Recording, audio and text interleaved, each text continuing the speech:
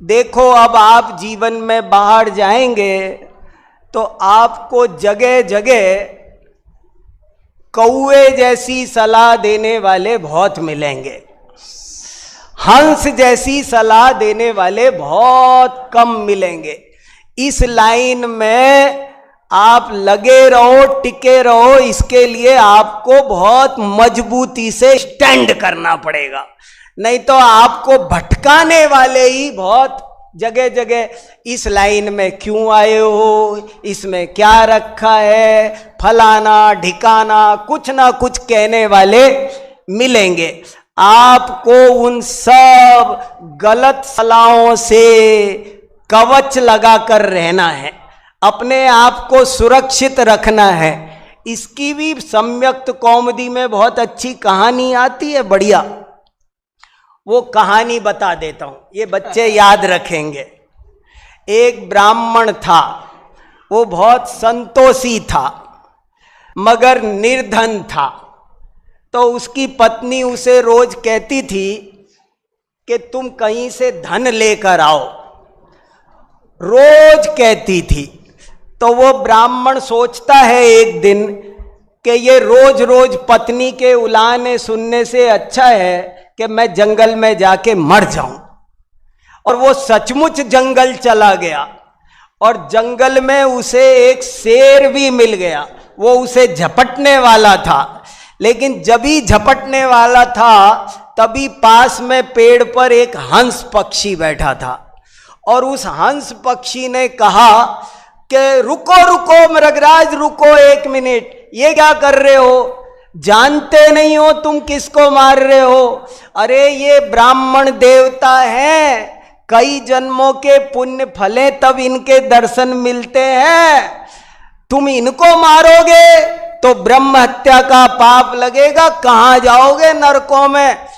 इसलिए मेरी सलाह यह है कि तुमको भूख लगी भी है तो जंगल में जानवरों की कमी नहीं है, मगर इनको मत मारो, इनसे तो तुम अर्घ चढ़ाकर आशीर्वाद ले लो तो इस तिर्यंच योनि से तिर जाओगे। सम्यक्त कौमुदी की कहानी है और बहुत सारगर्भित है, मुझे बहुत प्रभावित करती है, मुझे इसमें बहुत अर्थ भाषित होते हैं, इसलिए मैं सुना रहा हूं।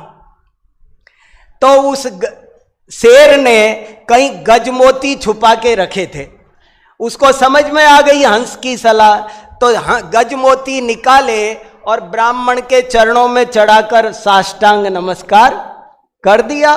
ब्राह्मण देवता भी गजमोती पाकर प्रसन्न हो गया, आशीर्वाद दे दिया और आशीर्वाद देकर वो ब्राह्मण वो गजमोती लेकर घर चला गया। देखो जिस भट्टी से निकल कर आया था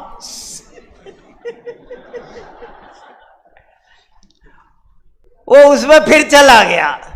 अब वहां गया तो क्या हुआ, थोड़े दिन बढ़िया बढ़िया कपड़े, मटर पनीर की सब्जी, खीर पुआ, हलवा बनने लगे। वो आनंद से खाया पिया, लेकिन वो कुछ कमाता तो था नहीं। कितनी भी संपत्ति हो, जो खुद नहीं कमाते हैं उनकी एक दिन छीण हो ही जाती है। तो उस ब्राह्मण के वो सारे गजमोती भी एक दिन धीरे धीरे खत्म हो गए। तो पत्नी बोली कि फिर से जाओ ना और लाओ ना। वो फिर चला गया जंगल में। अब की बार वो जंगल में गया तो वो शेर उसी पेड़ के नीचे मिल गया और दूर से ही उसने जैसे ही ब्राह्मण को आते देखा तो वो खड़ा हो गया हाथ जोड़कर, हे मेरे प्रातः स्मरणीय ब्राह्मण देवता, पधारो अत्रो अत्रो। अरे धन घड़ी वो धन दिवस योई, अरे मेरा वो धन्य दिवस था जब आपके उस दिन दर्शन मिले थे। उस दिन के बाद मैं रोज सुबह उठकर आपको परोक्ष प्रणाम करता हूं, लेकिन उस दिन तो मेरे पास ज्यादा गजमोती नहीं थे, आज मैंने आपके लिए बहुत गजमोती इकट्ठे करके रखे हैं और एक पत्थर की शिला आसन लगा दिया, आप यहां विराजो। और वो अपने गजमोती चढ़ाकर जैसे ही ब्राह्मण को प्रणाम करने लगा तो आज वहां पेड़ पर जहां पिछली बार हंस बैठा था, हंस नहीं था, उसकी जगह एक कौआ बैठा था। तो वो कौआ बोला, अबे ओए। देखो हंस क्या बोला था, हे मृगराज, और कौआ क्या बोला, अबे ओए। जो जैसा होता है उसकी वाणी में उसके संस्कार झलके बिना एक वाक्य से मनुष्य के संस्कार पता चल जाते हैं। आदमी के सींग नहीं होते हैं, कुल प्रसूतस्य न पाणि पद्म नजार जातस्य शिरोवसाणम यदा यदा मुंचति वाक्यवाणम तदा तदा जाति कुल प्रमाणम। मनुष्य की वाणी ही उसके संस्कारों का प्रमाण होती है। तो वो पता चल गया, वो बोला, अबे ओए ये क्या कर रहा है तू।